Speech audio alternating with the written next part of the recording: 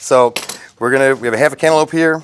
Just gonna cut it up. Okay. Oh wow, great knife skills. Yeah. Yeah. So this just goes into a saucepan. It gets about 1/4 cup of water. Okay.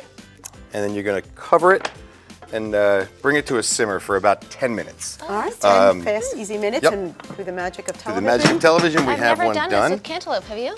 Never. You can do this with any fruit, really. Okay. All right. But the That's a ones great that the idea. traditional fruit roll-ups that you would buy at a store are a lot more processed, and there's preservatives and all those kinds of things that they put in that. This, all the ingredients. And did I hear you say you could do this with any fruit? You could. You can do this with any fruit. Yep.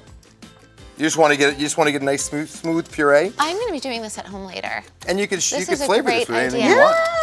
Huh. Oh, I'm Very thinking of like smart red, white, idea. and blue, and stripes, and all different kinds of fun You things. could absolutely Right? do that. Yes. You can slice it Sections. however Yeah, you like. sections like And then rectangles just shapes. literally And then roll literally it. just roll it up.